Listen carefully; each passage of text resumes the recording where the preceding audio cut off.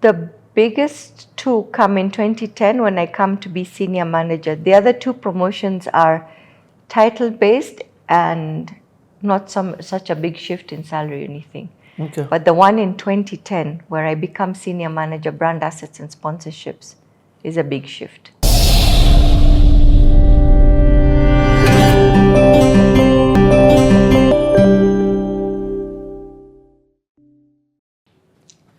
That last episode was like a masterclass. So much gems on gems, as I like calling it, as you shared the different experiences and things that you were doing at SAFCOM. I want to find out, people always ask this question, but I'm asking it specifically from an eventing perspective. I've been a musician, so I understand what events are. I've also been in the eventing world in terms of helping, logistics and all that. Anyway, what does work-life balance look like? I always tell people, I think the second you stop saying it as work-life balance, I started calling it work-life harmony. How do the two gel? How do you make the two work for you? Because when you say work-life balance, one will always win. One will always be heavier than the other. You'll choose one, whether you want to choose one over the other.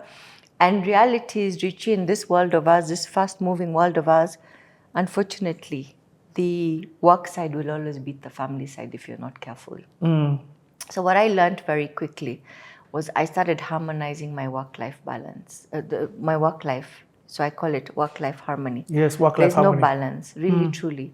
And I started saying, okay, if I'm going to have to go to Lewa from Wednesday to Sunday and I'm going to miss out my kids, I started carrying each child. I got to take each child because also I also wanted my children to appreciate what their mother wakes up to do every day. I don't want my kids to see there's a Vipingo golf and she's gone, what is this my mother does?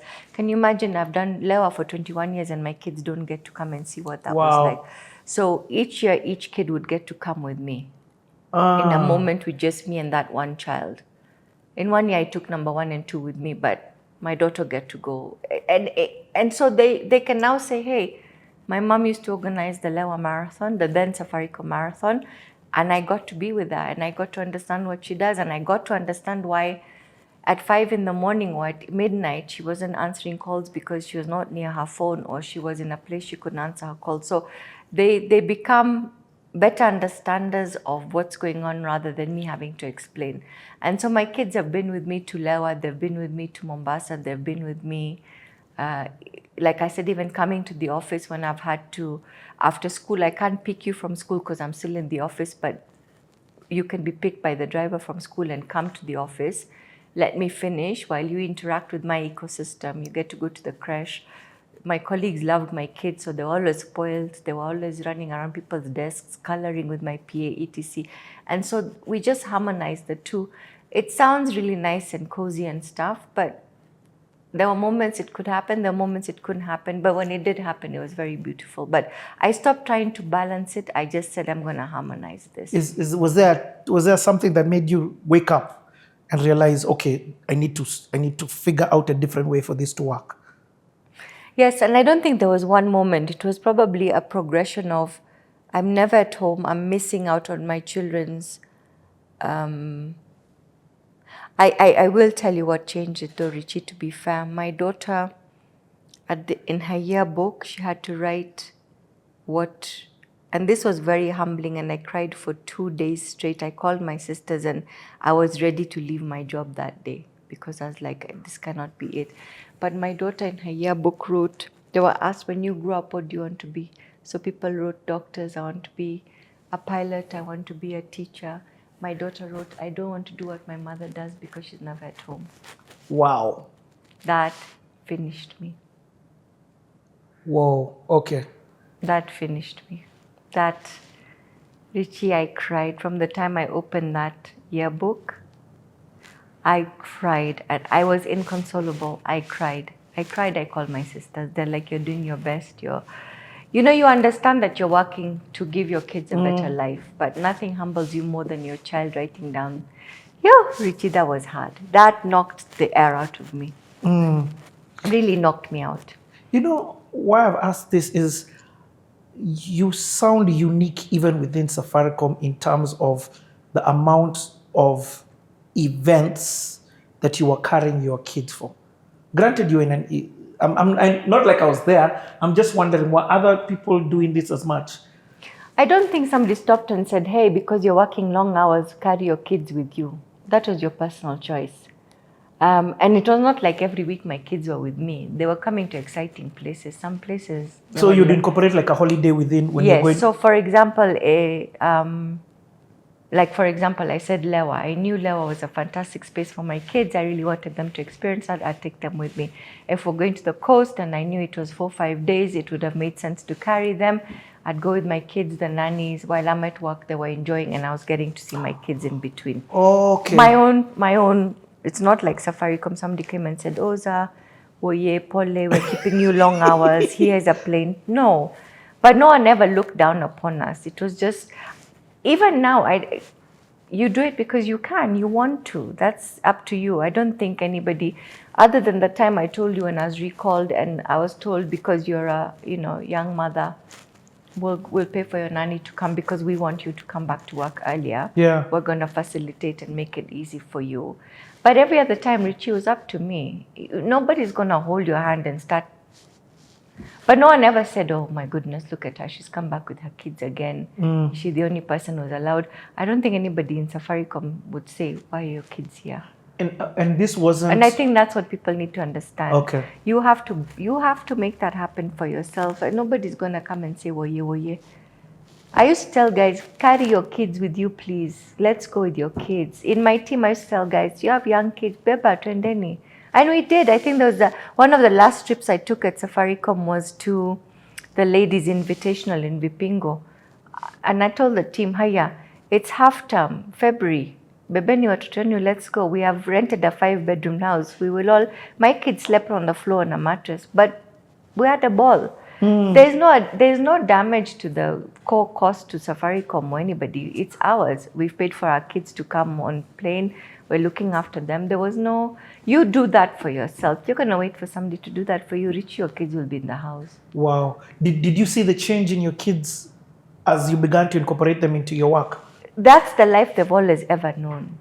They've not known that I'm going with mom to work. Yeah. That's so cool. Yeah. They just knew of it. I mean, actually from the time all my kids were born, our first big trip ever was when my daughter was 2.5, my son was 1, my second born, and then Tristan I was pregnant with him 5 months, and we took them to the Mara, and we were there for like 4 nights. My husband and I loved the Mara. And we took them to the Mara, and our kids were in the car with us when we were game driving and stuff, but we made it comfortable for them because we want them to enjoy the same things we're enjoying. So we would take a big blanket, take their milk and everything, and if they're sleepy, they sleep while we continue the game drive. My kids have always been on the road from day one, as I was with my dad, by the way. If my dad never put me in the car to manga with him across the country, I'd never see my dad. So it's something I saw my dad doing I get it. already. It was very normal. When my dad was leaving Narok to go to the coast, that was a week gone during my holiday. So he always used to say, do you want to come? So at the back of his car, there was a mattress put for us as kids, whoever wants to go. Food was packed. We'd leave Narok, drive all the way to Mombasa with stopovers in Hunters to Bwezi while he's working. And that's what we did. Life was on the road. That's how we experienced our parents. And so that I was enabling that in my kids is not abnormal. I get it. It wasn't unique. It's how I grew up. But how did you balance that then now? Harmonize that, I take that word back, with your husband? Look. Because that's now a different it is, point of because conflict. remember, now he's at home. There's moments of frustration because I'm never at home. He's at home. He's having to do school runs. He's having to deal with the tooth has come out. He's having to deal. And me, I'm just hearing about it.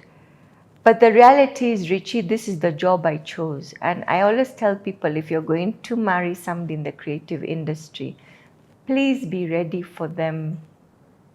If you want a 9-to-5, then please marry a finance person or something who has a 9-to-5 who you want back home for dinner. today I've left and I said Richie wants me for the whole day. So I've left the house at 7 in the morning and I'll be home around 7 at night. It's no longer like, what do you mean? It's okay. This is mom's life. This is what her life looks like. Week of Soul Fest, they don't see me. We leave in the morning, we come back at night. So the kids just know this week of Soul Fest, mom won't be at home. But to answer your question, look, when I met my husband, I had told him I'm not to be caged, and he understood that. I said, this is the life I'm living, this is what it looks like. If you're buying into it, this is really, I'll never stop being who I am. This is who I love being, this is what my life looks like.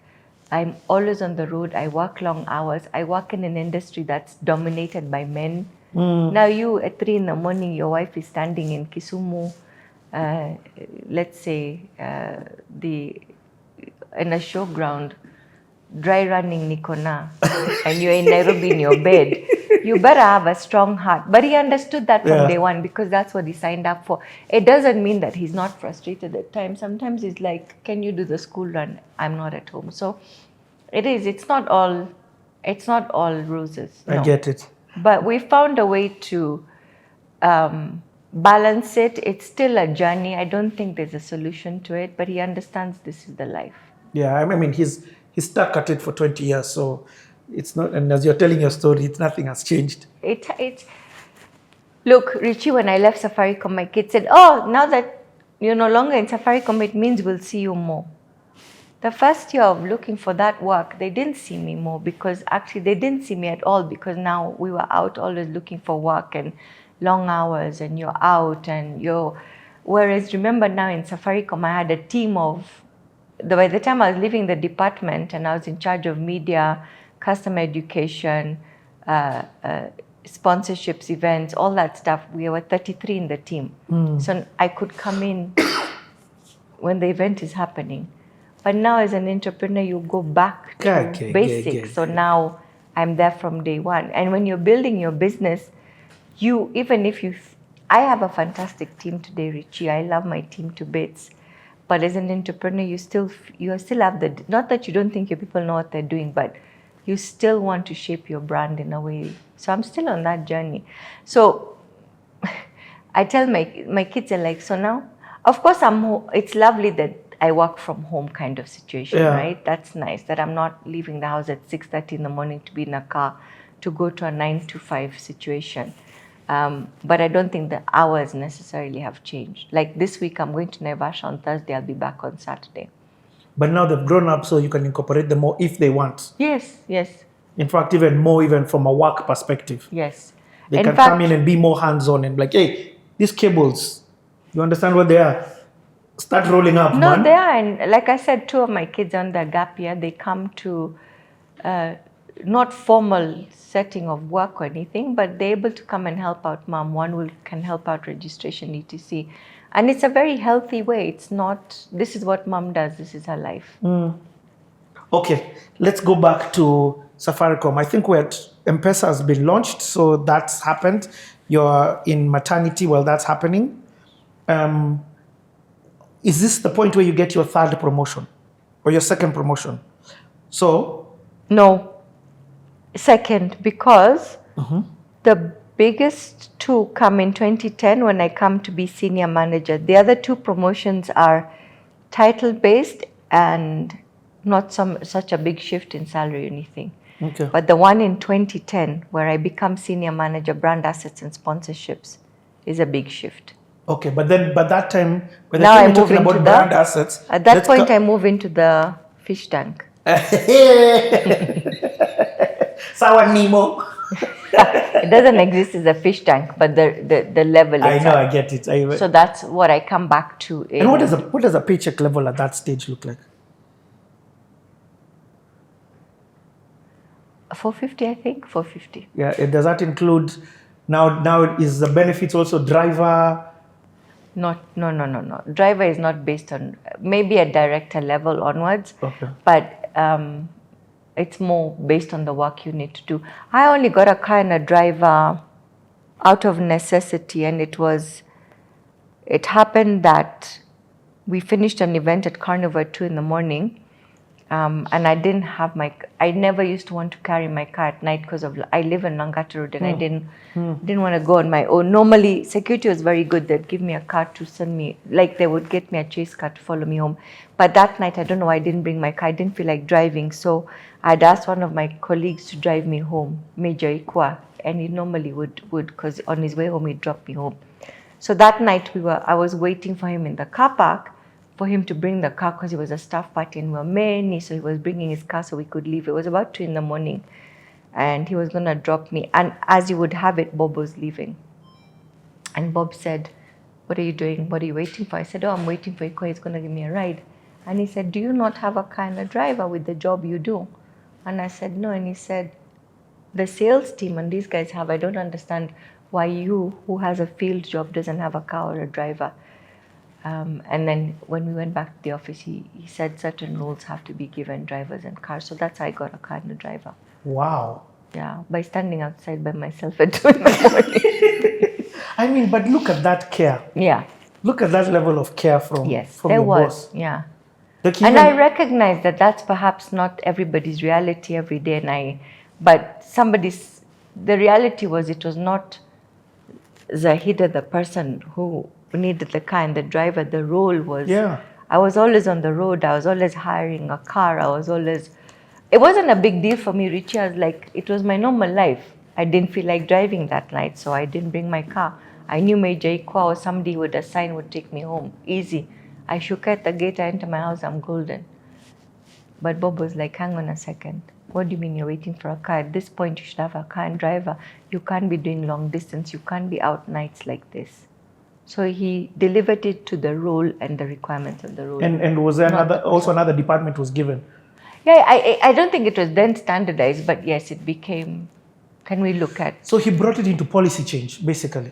I think, again, it's not a policy on paper, but yes, you're in sales, you're in trade marketing, you're in events, you're in this, you should have a car. You're always mobile. We have to enable that mobility.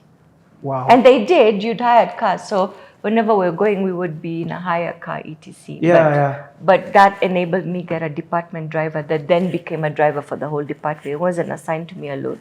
Okay. Yeah. Bob. Wait, before we get to the introduction of Bob. And I don't think, to go back a bit, Richie, it's not like we ever went and said, we want a car and a driver. It was denied. We just never asked for it because we were always hiring cars anyway. It was happening either way. It was just not. But I think there was a recognition of, we're hiring cars to go up country, but what happens in Nairobi, late nights and meetings and... I mean, we went for all these groove tours. Yes. We never drove. Exactly. In fact, driving was by choice. Yes. You get? Actually, we didn't have cars. Let me just say. Yeah. But I get what you're saying. Actually, I stopped driving after one level where I had the car, I'd rented the car, and I drove myself to Lewa, and then on the way back, I was driving back with my colleague called Chris Mudama, and I was at the wheel, and I dozed off a little because I was so tired. It was such a long weekend. Yeah. And I told Chris, I said, I'm dozing off. And he said, Zah, let me drive, let me take over. And when we got back to Nairobi, Chris, who was my boss then, said, we need to change that and there will be no longer long distance driving for yourselves during an event. And he changed that for us to be given drivers. Yeah, that's just brilliant. Yeah. Because you're at work. It's heavy. No one refused. See that thing of I want to drive myself, that kibelembele of ours of we're going to Lewa, we're going to drive ourselves. But I didn't realize how tired I was until I was on my way back. And I realized, actually, this is not, because you finished the whole weekend, it's long hours, you're tired, it's the heat, it's all of that, and then you're doing another 5 hours to Nairobi is not realistic. Oh, you're tired. Either stay the Sunday, sleep somewhere, and drive back Monday peacefully, but if you want to come back on Sunday, don't drive yourself. So I think it's all of that, but again, not in an ecosystem that has refused, it's enabled. It was enabling, in fact, that's what I found out. The environment that you are was very enabling. Yeah. Granted, there's deliverables, and that's why you guys are working. Hey, you are behind you're here to work. Please, it's my enjoyer. But we're here to work. You expected to deliver. You must deliver. Yeah. And I don't think that's what people understand is you're given wings to fly, you fly, but you deliver. You must make sure what you set out to do is done. Yeah. I've been traveling a bit of this world of late, and I'm just like, Kenya, Nairobi is so fast-paced. This country is not slow. This country is fast-paced, high demand, and there's a lot of action, a lot of different things. It is happening. way more faster than you realize. A client of mine, we were pitching for something, and he said to me, he unmuted the call. We were on Zoom. He unmuted the call, and he said, "Oh, we're really worried about speed of execution. We're told Kenyans are really slow." And I said, "Which Kenyans?